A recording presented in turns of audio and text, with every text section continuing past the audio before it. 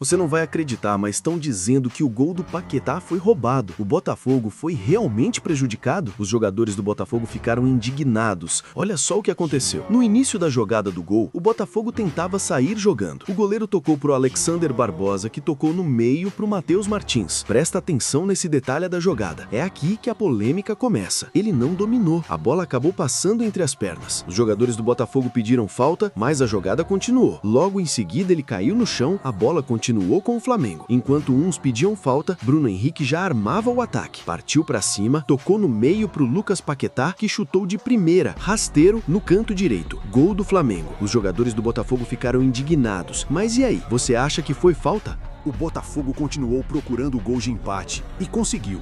Aos 7 minutos do segundo tempo, o Alex Telles cobrou o escanteio e o Alexander Barbosa subiu mais alto que a zaga do Flamengo para empatar a partida. 1 a 1 no placar.